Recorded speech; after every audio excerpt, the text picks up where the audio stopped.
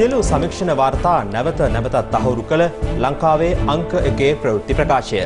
පැත්ත ගියත් ඇත්ත කියන හිරු රාත්‍රී 9:55 ප්‍රධාන ප්‍රවෘත්ති ප්‍රකාශය සමගින් මම අමිල්නාත් මාසිංහගේ. මම ශශිකලා කඳුබඩාරච්චි. ප්‍රථම නවදානයේ ප්‍රධාන ප්‍රවෘත්ති සිරස්තල වෙත.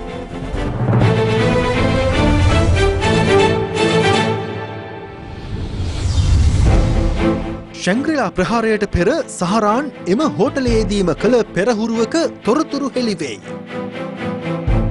අඟහරුවාදා සිට කොළඹට සහ ගම්පහටත් ඇඳිරි නීතිය ලිහිල් වෙයි. අඟහරුවාදා තෙක් මුළු දිවයිනටම ඇඳිරි නීතිය. මෙරට කොවිඩ් මර්ධන වැඩපිළිවෙල ඉන්දිය අගමැතිගේ පැසසුමට. පොළොන්නරුවට ගිය පාරිභෝගික අධිකාරිය සහල් හිඟයට හේතු සොයා ගනී. දැන් ඔය පොඩි කඩ ටික දුවන්නේ අපිට ආයත දෙන ආල්කල්ලිනේ. ඌ කවිලා කම්ප්ලේන්ට් මෙන්නට යකි මහත්තයා 89 බිල දානවා 95ක් වෙනා කිලෝ එක. එහෙම කරන්න එපා. නවසඳ දිස්වීම හේතුවෙන් රාමසාන් උත්සවය හෙට සැමරේ.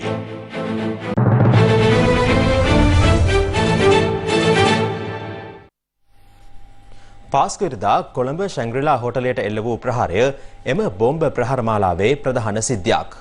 එම ප්‍රහාරය එල්ල කළ බෝම්බකරුවන් ඊට දින දෙකකට පෙරද එම හෝටලයට පැමිණ ප්‍රහාරය සම්බන්ධයෙන් පෙරහරුවක් කර ඇතැයි පාස්කුවරදා ප්‍රහාරය පිළිබඳ සොයන ජනාධිපති කොමිසම හමුවේ අනාවරණය වුණා. දවසේ පුවත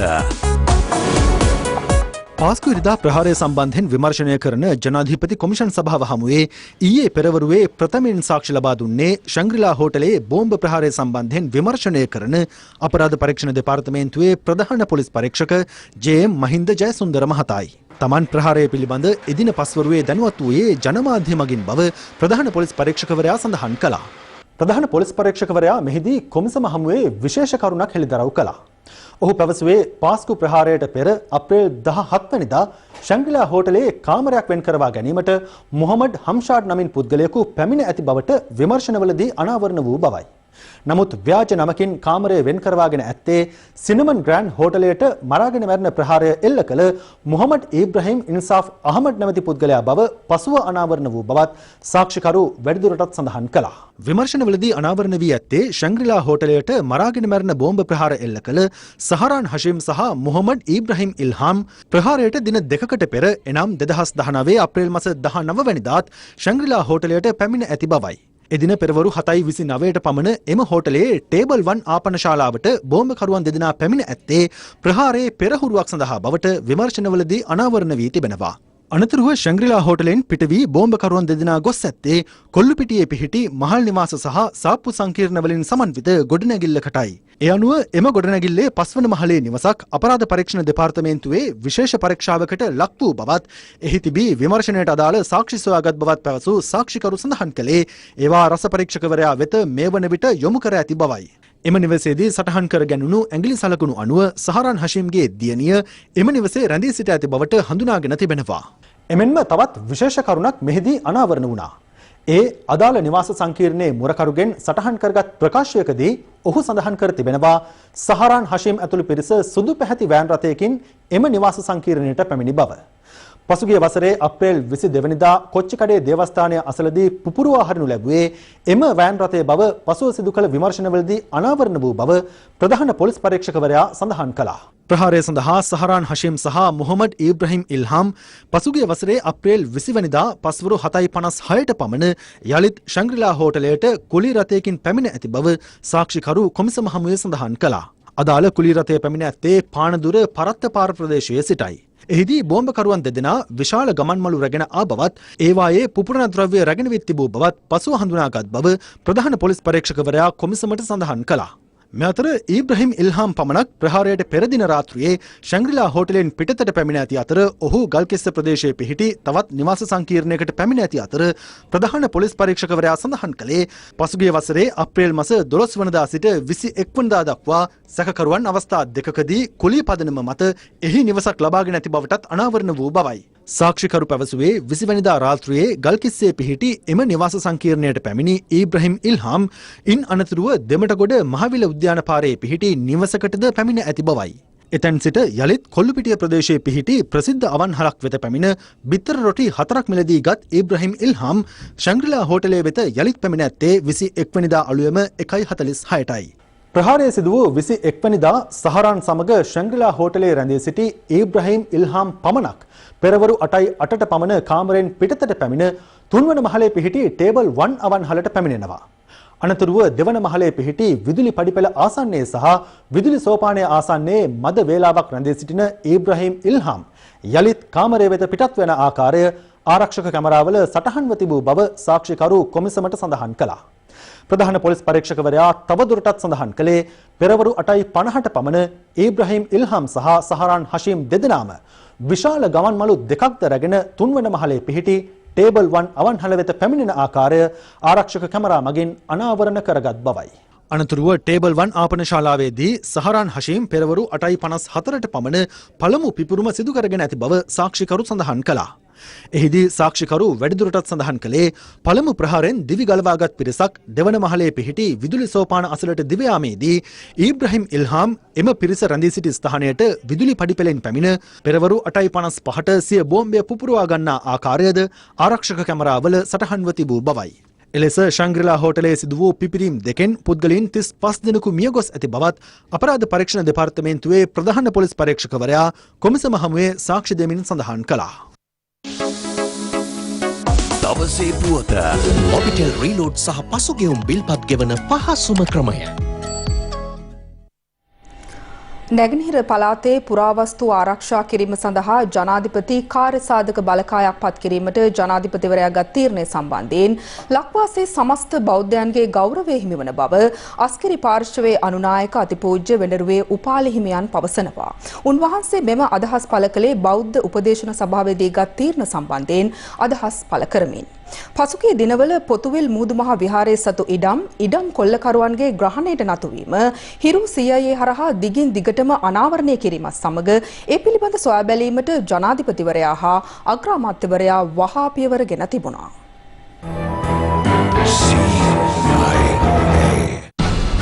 නැගෙනහිර පළාතේ පොතුවිල්ලේ පිහිටා ඇති මොහොඳු මහා විහාර පොදුබිමේ ඉඩම් ආක්‍රමණය සිදු වූයේ පොතුවිල් ප්‍රාදේශීය සභාවේද නොබඳ සහයෝගය මතයි. පසුගිය යහපාලන ආණ්ඩුව සමයේද හිරු CIA අවස්ථා ගණනාවකදී මෙම ඉඩම් ආක්‍රමණය සිදුවන අවස්ථාවේම පෙන්වා දුන්නද එකල රජයේ බලධාරීන් කිසිදු ක්‍රියාමාර්ගයක් ගත්තේ නැහැ. ජනාධිපති ගෝඨාභය රාජපක්ෂ මහතා ජනාධිපති ධුරයට පත්වීමත් සමග ක්‍රමිකව නිහඬ වූ ඉඩම් ආක්‍රමණකයන් යලි කරලියට පැමිණෙන්නේ COVID-19 ව්‍යාප්තිය පාලනයට රට පුරා ඇඳරි නීතිය ක්‍රියාත්මක වීමත් සමගයි. ඉඩම් ආක්‍රමණකයන් කොතරම් බලපෑම් එල්ල කළද බාධා කිරීම මැද්දේ හිරු CIA මෙම අනවසර ඉඩම් කොල්ලය රටට හෙළි කළා.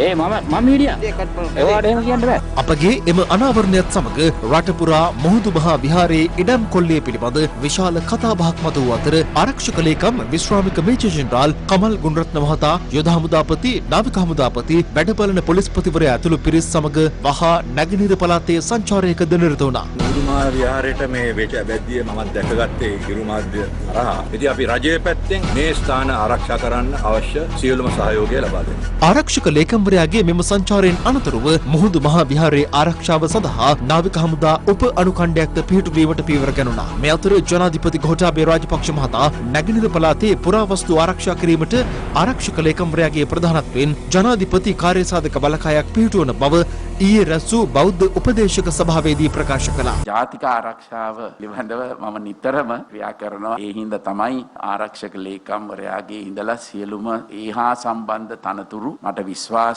හැකියාවක් තියෙන දක්ෂ පුද්ගලයන් පත් කරලා තියෙන්නේ. ඒ අයට මම නිසි උපදෙස් දීලා තිනවා. සෑම විටම සාකච්ඡා කරනවා. බුද්ධ්‍යාංශය ඉතාමත්ම වැදගත් මේ කාර්යයේදී. ඒ අයට නිසි බලතල ලබා දීලා තිනවා. හොඳ පුද්ගලයන් මම පත් කරලා තියෙනවා. නිරතුරුවම කාර්ය හරියට සිද්ධ වෙනවාද කියන එක මම පරීක්ෂා කරනවා. නැගෙනහිර පළාතේ පුරාවස්තු ආරක්ෂා කිරීමට ගත් පියවර සම්බන්ධයෙන් අස්කිරි පාර්ශවයේ අනුනායක අතිපූජ්‍ය වෙඬරුවේ උපාලි හිමියන් ප්‍රමුඛ මහා සංඝරත්නය මෙලෙස අදහස් පළ කළා. හිරු CIA පෙන්වීම කිරීම තුළ සතුටු විය හැකි වැඩපිළිවෙලක් මුහුදු මහ විහාරය වෙනුවෙන් ලැබී තිබෙනවා කියලා සතුටෙන් සිහිපත් කරන්නට කැමැතියි. ජනාධිපතිතුමන් මේ ගත්ත වැඩපිළිවෙල අති විශිෂ්ටයි. මේ උදාර කාර්යයට මුල පිරීමට මඟ පෑදූ පිරු මාධ්‍යයටත් අපේ පුණ්‍යානුමෝදනාව හිමි වෙනවා. ඓතිහාසික මුහුදු මහ විහාරයේ අයිතිවාසිකම් උරුමයන් අහිමි වන අවස්ථාවේදී හිරු මාධ්‍ය ජාලයේ CIA ගවේෂණාත්මක කණ්ඩායම් මගින් විශේෂ අනාවරණයක් කිරීම විශේෂයෙන් අගය කරනවා. අතිගරු ජනාධිපතිතුමාගේ අවධානය ඒ පිළිබඳව යොමු වීමත් නැගෙනහිර පළාතේ සියලු පුරාවිද්‍යාත්මක ස්ථාන සංරක්ෂණය කිරීම සඳහා විශේෂ කාර්ය බලකායක් පිහිටුවීම ගැනත් රජයට ප්‍රශංසාව පළ කර සිටිනවා. මේ මාස 26 වෙනිදා සිට තවදුරටත් ඇඳුරුනීති තත්ත්වය ලිහිල් කිරීමට රජය තීරණය කර තිබෙනවා. ඒ අනුව කොළඹ සහ ගම්පහ දිස්ත්‍රික්කවලට අඛණ්ඩව පනවා තිබූ ඇඳුරුනීතිය එදින සිට ලිහිල් කරනු ඇති. ජනාධිපති මාධ්‍යංශය නිවේදනය කළේ ලබන 26 වෙනි අඟහරුවාදා සිට සියලු දිස්ත්‍රික්කවල ඇඳුරු නීතිය නැවත දැනුම් දෙනතුරු දිනපතා රාත්‍රී 10 සිට අලුයම 4 දක්වා පමණක් ක්‍රියාත්මක වන බවයි. එදින සිට කොළඹ සහ ගම්පහ දිස්ත්‍රික්ක හැර සෙසු දිස්ත්‍රික්ක අතර ගමනාගමනයටද රජය අවසර දී තිබෙනවා. කෙසේ වෙතත් අද රාත්‍රී 8ට මුළු දෙවැනිටම බලපැවතුන පරිදි පැනවුණු ඇඳුරු නීතිය 26 වෙනි අඟහරුවාදා අලුයම 5 දක්වා ක්‍රියාත්මකයි. මේ අතර අද පෙරවරුවේ පත්තරේ විස්තරේ වැඩසටහනට එක්වමින් නියෝජ්‍ය පොලිස්පති අජිත් රෝහණ මහතා ප්‍රකාශ කළේ හෙට සහ අනිද්දා ඇඳුරු නීතිය ක්‍රියාත්මක කිරීම සඳහා බුද්ධි අංශීය සහයද වැඩි වශයෙන් ලබා ගැනීමට අපේක්ෂා කරන බවයි. හෙට සහ අනිද්දා කියන දෙදින තුල ඇඳුරු නීතිය ක්‍රියාත්මක වනවා.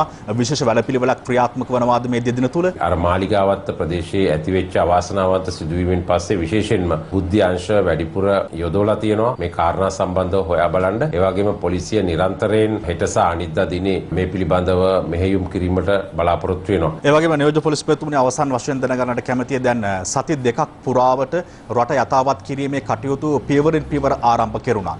සඳුදා දිනේ ඇඳුරු නීති ක්‍රියාත්මක දිනයක් අඟහරුවාදා දිනේ සිට නැවතත් ඒ විදිහට තවත් පියවරක් ඉදිරියට තබමින් මේ යථාවත් කිරීමේ කටයුතු සිද්ධ කරනවද නැත්නම් පසුගිය සතියේ ක්‍රියාත්මක වුණු විදිහටම ඉදිරි සතියේත් ක්‍රියාත්මක වෙනවද? ගිය සතියේ ක්‍රියාත්මක වෙච්ච ආකාරයටම තමයි අඟහරුවාදා ඉඳලත් විශේෂයෙන්ම ඇඳුරු නීතිය පවත්වාගෙන යමින් කොළඹ සහ ගම්පහ දිස්ත්‍රික්කවල කටයුතු සිද්ධ වෙන්නේ. දිනෙන් දින යම්කිසි ප්‍රගතියක් දක්නට ලැබෙනවා. ජනතාව මේවට අනුගත වෙලා තිනවා. ඇඳුරු නීතිය හේතුවෙන් කොළඹ දිස්ත්‍රික්කයේ සිරවී සිටි පුද්ගලයන් ගම්බිම් බලා පිටත් කර හැරීමේ වැඩසටහන යටතේ කොළඹ උතුර කොට්ටාශයට ඇත් පොලිස් ස්ථාන 8ක ලියාපදිංචි වී සිටි ජනතාව අද ගම්බිම් කරා පිටත් කර හැරුණා.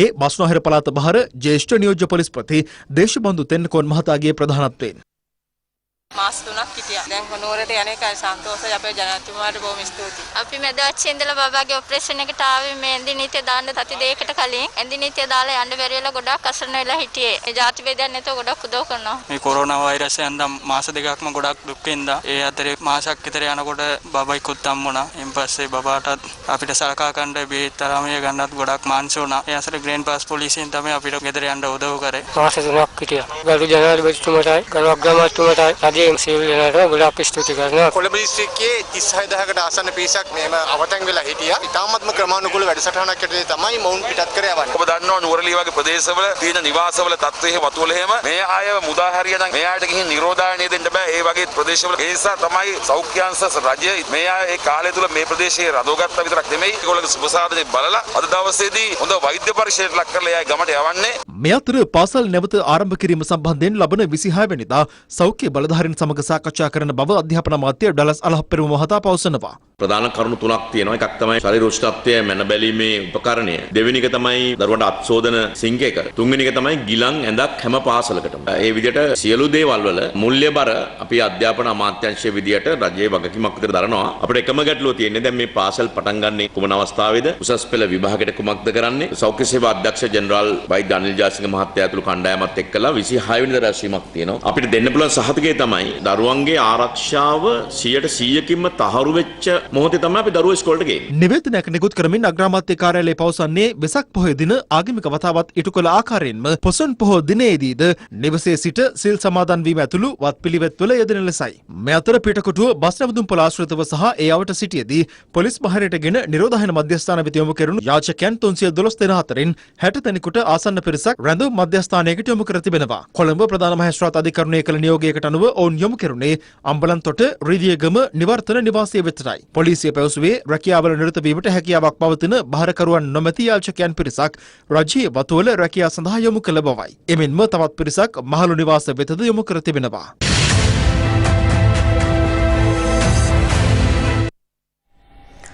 සහල් හිඟයක් ඇති වී ඇත්තේ ප්‍රධාන වීමෝල් හිමියන් වෙළඳුන්ට පනවා ඇති කොන්දේසි හේතුවෙන් බව පාරිභෝගික කටයුතු පිළිබඳ අධිකාරියේ සභාපතිවරයා පවසනවා. එම අධිකාරියේ සභාපතිවරයා ඇතුළු නිලධාරීන් පිරිසක් අද පොළොන්නරුව සහ මින්නේරිය ප්‍රදේශයේ ප්‍රධාන වීමෝල් 4ක සංචාරයක නිරත වුණා. ඒ රට තුළ ඇති වී තිබෙන සහල් හිඟේ සම්බන්ධයෙන් සොයා බැලීම සඳහායි. COVID-19 ව්‍යාප්තියත් සමග ජනතාවට සහන සැලසීමේ අරමුණින් සහල් සඳහා රජය පාලන මිලක් පැනවීමෙන් පසු රට තුළ සහල් හිඟයක් මතුව බවට විවිධ පාර්ශ්වවලින් චෝදනා එල්ල වුණා. ඉහළ ඉල්ලුමක් ඇති මිල අඩු සහල් වර්ගයක් වන නාඩු සහල්වල හිඟයක් විශේෂයෙන් රට තුළ ඇති වුණා. මෙම සහල් හිඟය සම්බන්ධයෙන් අප ඊයේ දිනේ හිරු ප්‍රවෘත්ති ඔස්සේ විමසා බැලීමක්ද සිදු කළා. මේ අතර පාරිභෝගික කටයුතු පිළිබඳ අධිකාරියේ සභාපතිවරයා ඇතුළු නිලධාරීන් කණ්ඩායමක් අද පොළොන්නරුව සහ මැදිරිගිරිය ප්‍රදේශයේ ඇති ප්‍රධාන වීමෝල් 4ක් නිරීක්ෂණය කළා. එම වීමෝල් හිමියන් වීතක සංගවාගෙන සිටීටයි සොයා බැලීමේ අරමුණින් මෙම නිරීක්ෂණයට එක් වූ නිලධාරීන්ගේ ආරක්ෂාව වෙනුවෙන් පොලිස් විශේෂකාර්ය බලකායද අනුයුක්ත කර සිටියා. මේදී ප්‍රථමයෙන් නිරීක්ෂණයට ලක් වුණේ ඩඩ්ලි සිරිසේන මහතාට අයත් පොළොන්නරුවේ පිහිටි වීමෝලයි. අපි දැන් අද ඇවිල්ලා තියෙන මුළු පොළොන්නරු පළාතෙම හැම මෝලකම අපි සම්පූර්ණ තොරතුරු ගන්නවා. ඉතින් අපි ඒ තොරතුරු ටික රැස් කරගමු. අපි හොරු නෙවෙයි. අපිට ආත්ම කරුත්වයක් තියෙනවා. මීඩියා එකක් දැනගන්න මේ දවස් ටිකේම මීඩියා එකේ අර රොසාන් රන්දෙන් අර අපිට ආත්ම අපි හොරු නෙවෙයි. මොකද මොන්නේ තොරතුරු මේ හාගේ අඩ කරලා අපිට ඒ විදිහට ඒක කරන්න බෑ. 1 බිලියන් මගේ ලොස් එක. මම හිරේ යනවා මෝලවා. මම අදම මේ දැන් මම මේකේම නතර කරන්නේ. මේ ප්‍රධාන මෝලින් ගන්න තීන්දුව තමයි පොඩි මෝල් කරන්නේ. ඔබතුමාලා 100ට විකුණනවා කිව්වොත් 80ට දෙන්න පුළුවන් කියලා 100ට. නව රජයේ මේකට බක් කියන්න ඕනේ දැන්. ආල්මිල අඩු කරපුවාම වීමිල අඩු වෙනවා කියන එක වී අලුවේ මණ්ඩලයේ වාර ඇමතියා දන්නේ නැහැ. ඒ වාගේ හරක් දේශපාලනයක් මේ. මේ සැරේ ටොන් ලක්ෂ 32ක් කියලා රජයේ කෘෂිකර්ම දෙපාර්තමේන්තුව කියනවා. ටොන් ලක්ෂ 32ක් නෙවෙයි ටොන් ලක්ෂ 18ක් තිබ්බම මම මේ මෝල දෙන ආණ්ඩුවට නිකන්. ඔබතුමාලා කීරිසම්බේ 25ට දෙනවා. ඔව්.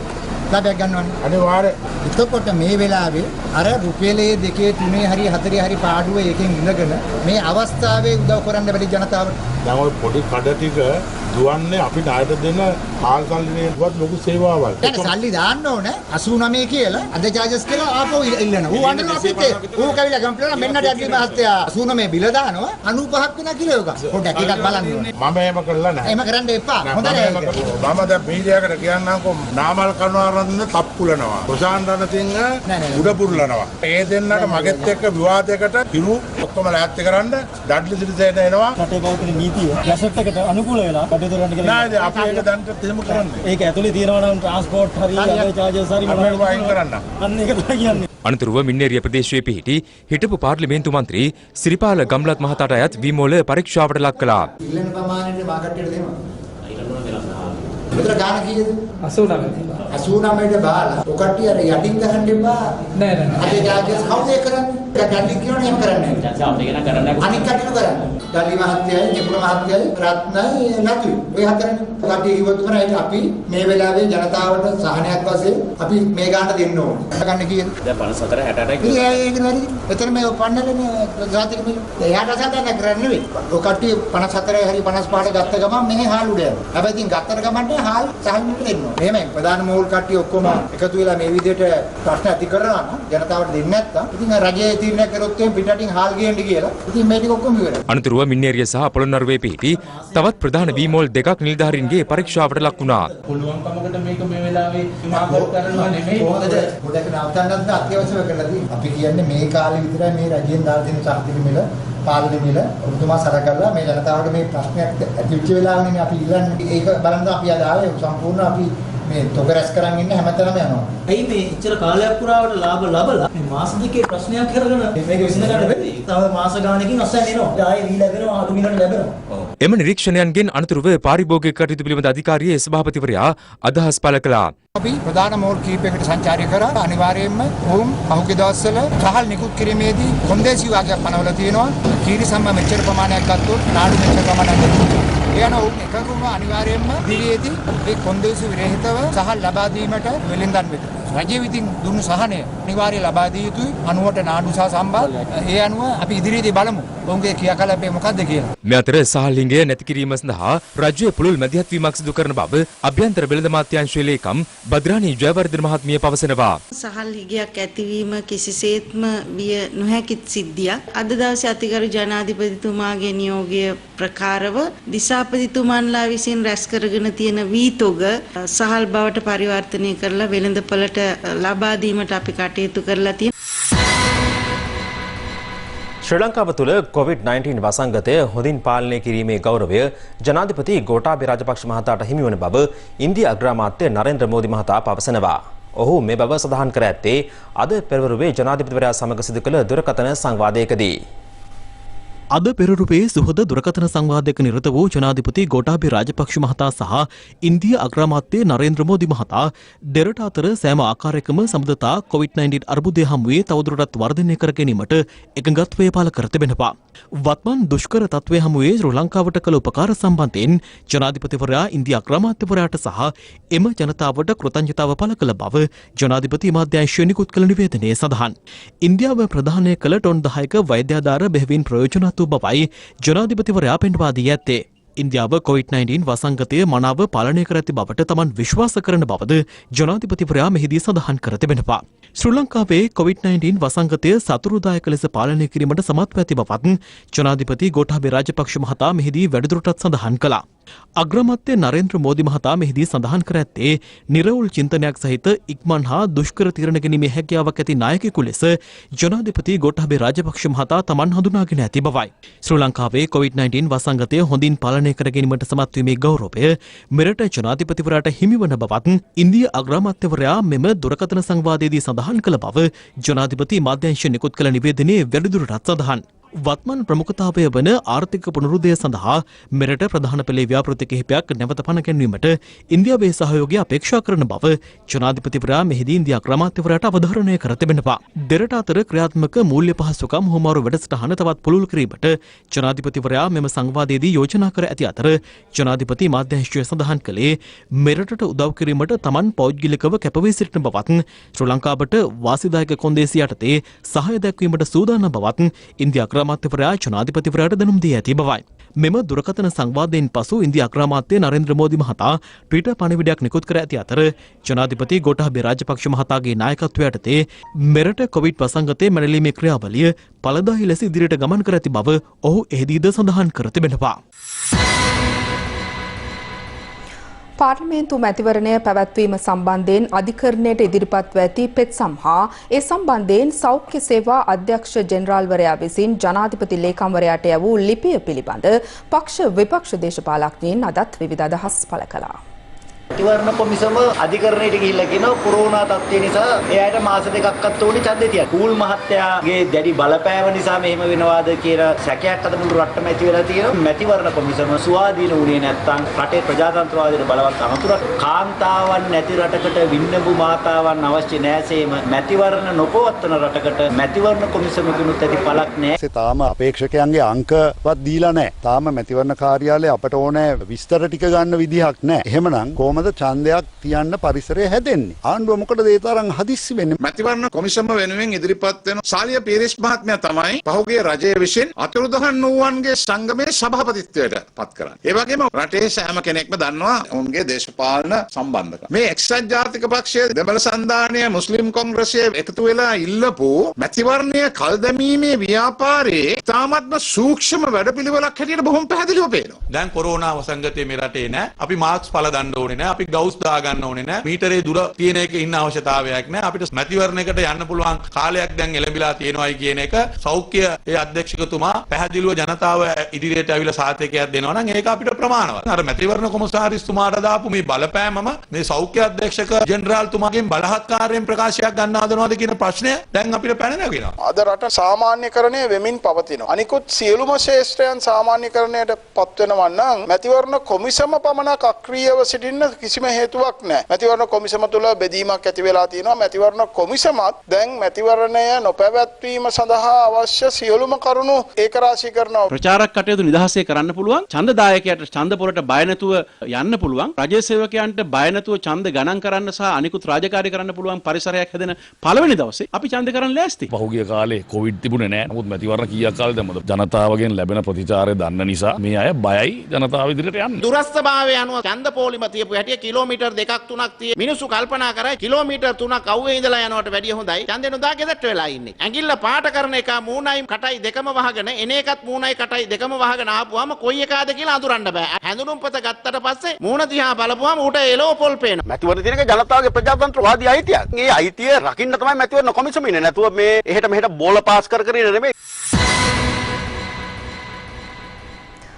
තවත් කොවිඩ් ආසාදිතයන් 40ක් අද සුවය ලැබීමත් සමග මෙරට සුවය ලැබූ පුද්ගලයන් සංඛ්‍යාව 660ක් දක්වා ඉහළ ගියා.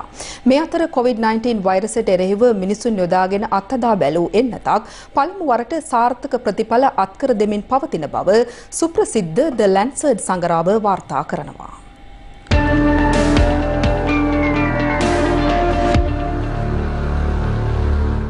ලෝකයේ ප්‍රමුඛ අන්තර්ජාල සෞඛ්‍ය සංග්‍රාවක් වන ද ලැන්සර්ඩ් සංග්‍රාව වාර්තා කර ඇත්තේ චීනයේ වුහාන්හිදී පුද්ගලයන් 108 දෙනෙක් යොදාගෙන දින 14ක් පුරා නව එන්නතක් පළමු අදියරේදී අත්හදා බලා සාර්ථක ප්‍රතිඵල පෙන්눔 කර ඇති බවයි. එන්නත ලබා දින 14ක් ඇතුළත කොවිඩ් වෛරසයට එරෙහි ප්‍රතිදේහ නිපද වී ඇති අතර පළමු අදියරේ සිට දින 28ක් ගත වන තුරුත් ඉන් බරපතල අහිතකර ප්‍රතිඵල වාර්තා වී නොමැති බව එම සංග්‍රාවයේ සඳහන්. මේ තියෙන ඉතාමත්ම වැදගත්කම ඉන්නත් පිළිබඳව ඔබ බොහෝ ප්‍රෝග්‍රෑම් අසා තිබුණා. මේ තමයි ලෝකයේ පළමුවෙනි වතාව මිනිසුන්ට පරීක්ෂණාත්මක එන්නතක් COVID-19 රෝගයට විරුද්ධව එන්නත් කරලා එම එන්නතෙහි සාර්ථකත්වය හෝ අසාර්ථකත්වය පිළිබඳව ප්‍රතිඵල සමීක්ෂණය කරලා නිරීක්ෂණය කරලා නිගමනය කරලා පරීක්ෂණ පත්‍රිකාවක පළ කරපු පළවෙනි වතාව. එම එන්නතෙහි වැඩිදුර සාර්ථකත්වය ගැන තව මාස 6ක් විතර යනකොට දැනගන්නට පුළුවන් වෙයි. එන්නතක් සොයාගත්තා කියලා ඉතාමත්ම සතුටු වී මට්ටමක් හැටියට මා දකින්නේ නැහැ. නමුත් එවැනි සාර්ථක ගමනක හොඳ පෙරමග ලකුණු හැටියට අපිට මේක දකින්නට පුළුවන්. මේ අතර අද පෙරවරු 10 වන විට මෙරට COVID-19 වෛරසයෙන් පූර්ණ සුවය ලැබූ සංඛ්‍යාව 660ක් දක්වා ඉහළ ගොස් තිබුණේ. තවත් 40 දෙනෙකු සුවය ලබා නිවෙස් වලට පිටව යාමෙන් අනතුරුවයි. ඊයේ සහ අද නව ආසාදිතයින් 30 දෙනෙකු වාර්තා වීමත් සමග අද පස්වරු 6 වන විට මෙරට කොවිඩ් ආසාදිතයින් සංඛ්‍යාව 1085ක් දක්වා ඉහළ ගියා. ඊයේ වාර්තා වූ ආසාදිතයින් 13 දෙනාගෙන් 11 දෙනෙකුම නාවික හමුදා සමාජිකින් වන අතර ඉතිරි දෙදෙනා කුවේට් සහ මලයාසියාවේ සිට මෙරටට පැමිණ නිරෝධායනය වෙමින් සිටි පුද්ගලයින්. මේ අතර වෛරසය ආසාදනය වූ නාවික හමුදා සමාජිකින් 33 දෙනෙක් සුවය ලැබීමත් සමග වෛරසයෙන් සුවය ලැබූ සමස්ත නාවික හමුදා සමාජිකින් සංඛ්‍යාව 283ක් දක්වා ඉහළ ගොස් තිබෙනවා. කෙසේ නමුත් වැලිසර නාවික හමුදා කඳවුරේ තවත් නාවිකයින් 278 දෙනෙකු නිරෝධායනය සඳහා වවුනියාව පම්පෙමඩුව සහ පෙරියකාඩු නිරෝධායන මධ්‍යස්ථාන වෙත ඊයේ රැගෙන ආවා. ඔවුන් දින 21ක් නිරෝධායනයට ලක් කිරීමට නියමිතයි. මේ අතර දිනක් තුල මෙරට වැඩිම PCR පරීක්ෂණ සංඛ්‍යාව වූ පරීක්ෂණ 1970ක් ඊයේ දිනය තුල සිදු කළ බව සෞඛ්‍ය සේවා අධ්‍යක්ෂ ජෙනරාල් විශේෂඥ වෛද්‍ය අනිල් ජාසිංහ මහතා සඳහන් කළා. ඒ අනුව මෙරට සිදු කළ සමස්ත PCR පරීක්ෂණ සංඛ්‍යාව 50000 ඉක්මවා ගොස් තිබෙනවා. මේ අතර ත්‍රිකුණාමලයේ සමන්පුර ප්‍රදේශයේ හෘදයාබාධයක් හේතුවෙන් මියගිය 50 හැවිරිදි කාන්තාවගේ අවසන් කටයුතු නිරෝධායන නීතිවලට පටහැනිව සිදු කිරීමට යාමේදී ඥාතීන් සහ ප්‍රදේශවාසීන් අතර උණුසුම් තත්ත්වයක් ඇති වුණා. ඇයට COVID-19 ආසාදිත නොවූ බවට PCR පරීක්ෂණ මගින් තහවුරු වී ඇති අතර කෙසේ වෙතත් සෞඛ්‍ය අංශ උපදෙස් ලබා දී ඇත්තේ දේහය මුද්‍රා තබා පසු දිනම අවසන් කටයුතු සිදු කරන ලෙසයි.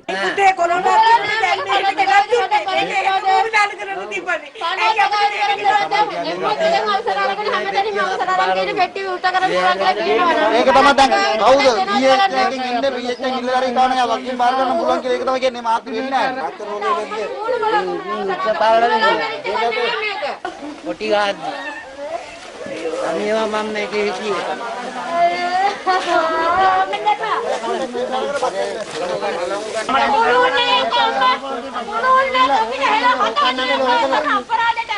රුසියාවේ අධ්‍යාපනය ලැබූ මෙරට සිසුන් 260 දෙනෙකු ඊයේ රාත්‍රියේ මෙරටට පැමිණි අතර ඔවුන් සියලු දෙනා නිරෝධායනයට ලක් කර තිබෙනවා.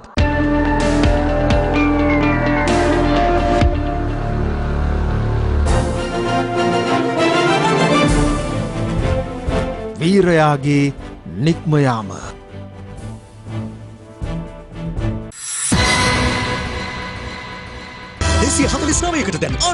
කරුවන් රජයෙන් ඉල්ලා සිටිනවා.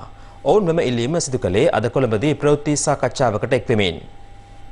එදිරිසිංහ පවුලේ මේ 4 දෙනා සුරසැප විඳින්දි ජ්‍යෙෂ්ඨ පුරවැසි ජීවිත කාලයට උපයාගත්ත මුදල් අහිමි වෙලා අද අන්ත අසරණ තත්ත්වයකට පත් වෙලා තියෙනවා. මේ මුදල් මේගොල්ලෝ ගාව තියෙනවා. මේක එසේ මෙසේ මේ බිලියන 33.5 දැනට බිලියන 23ක් ප්‍රමාණයක් දෙන්න තියෙනවා. මේකට ශ්‍රී ලංකා මහ බැංකුව වග කියන්න ඕනේ.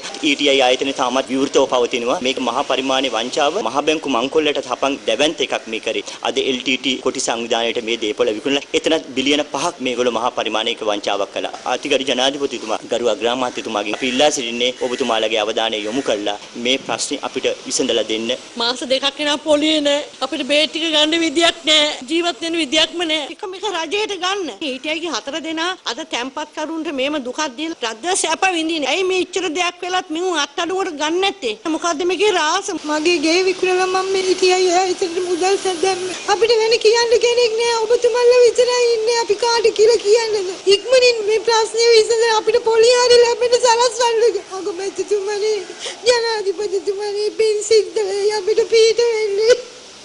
මා බැංකුවේ ලියාපදිංචි නිසා තමයි ETI එකට මුදල් තැන්පත් කළේ. දැන් මාස දෙකක් වෙනවා පොලියක් දැන් මට ලබන මාසෙක ඉදිරිය යන්නේ වෙනවා. අපිට පොලිය දීලා අපිට පීඩ වෙන්නේ.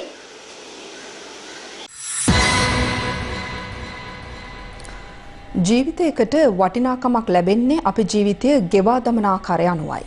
ජීවිතේ එපා වූ තරුණයෙකුට ජීවිතේ පරදුවට තබා උපකාර කළ තරුණයෙකු ගැන මේ දිනවල මුළු රටම කතා කරනවා. අවාසනාවන්ත ලෙස කොත්මලේ ජලාශයේ සැඟව ගිය එම තරුණයා අද අවසන් ගමන් ගියා. පසුගිය 21 වෙනිදා ඉහළ කොත්මලේ ජලාශය හරහා ඉදිකර තිබෙන දුම්රිය පාලම අසලින් තරුණියක ජලාශයට පැන තිබුණේ සියදිවි හානි කර ගැනීමේ අරමුණින්. නමුත් මරණයේ බිය දනුණු ඇය ජලාශය මැද්දේ ගිලමින් ජීවිතය අයදින්නට පටන් ගත්තේ නිමේෂයකින්. පාලම මත සිට කෑගසමින් සිටි පිරිස අතරින් එක් අයෙක් එකවරම ජලාශයට පැන්නා. ඒ රිස්වාන්. ජලකඳ හා පොරබදිමින් අදාළ තරුණිය වෙත ළඟා වුවත් උදා වුණේ කිසිවෙකු අපේක්ෂා නොකළ අවසානයක්. රිස්වාන්ගේ සිරුර සොයාගත්තේ පැය 7කට ආසන්න මෙහෙයුමකින් පසුවයි.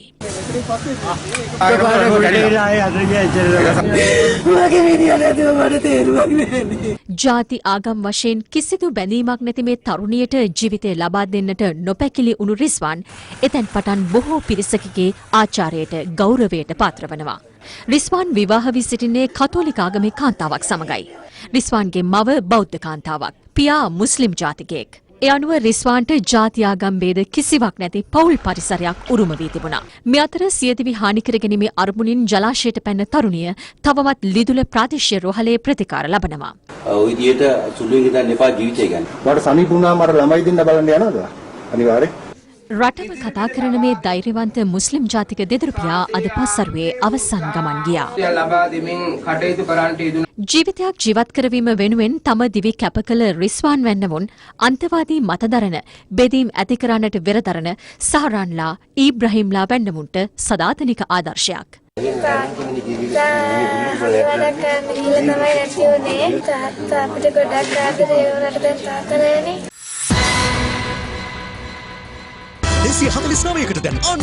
අද නවසඳ දිස්වීම හේතුවෙන් ස්ලාම් බැතිමතුන් හෙට රාමසාන් උත්සවය සමරන බව කොළඹ මහපල්ලිය නිවේදනය කළා. මේ අතර සමස්ත ලංකා ජමියතුල් උලමා සංවිධානයේ නිවේදනයක් නිකුත් කරමින් සඳහන් කළේ COVID-19 පාලනය සඳහා සෞඛ්‍යංශ ලබා දී ඇති නිර්දේශවලට අනුව මෙවර රාමසාන් උත්සවය නිවසේ සිට සැමරිය යුතු බවයි. දැන් රටවටා හිරෝ. රටවටා හිරෝ. කාල්ගුණ අවධානම නොතකා හම්බන්තොට දීවරවරයෙන් මුහුදුගිය දීවරෙන් තිදෙනෙකු රැගත් බෝට්ටුවක් අද අනතුරට ලක්වීමෙන් එක් දීවරයෙක් අතුරුදන් පැති අතර වෙරළට ගසාගෙන අනෙක් දෙදෙනා බේරාගෙන හම්බන්තොට රෝහලට ඇතුළත් කර තිබෙනවා. පවතින අයහපත් කාලගුණ තත්ත්වයක් සමග මුහුදුරල ප්‍රචණ්ඩ වීමෙන් බලපිටිය මෝද්‍රපත්ත ප්‍රදේශයේ මුහුදු කාදෙන් ලක්ව ඇති අතර එහි නිවාස ආරක්ෂා කර ගැනීමට තාවකාලික බාධක යොදා තිබෙනවා.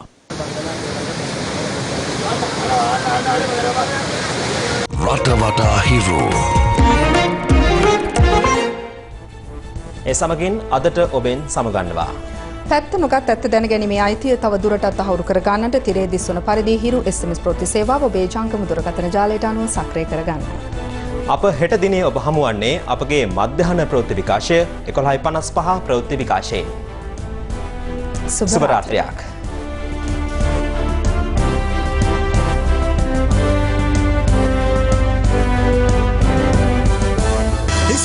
9කට දැන් unlimited YouTube dialog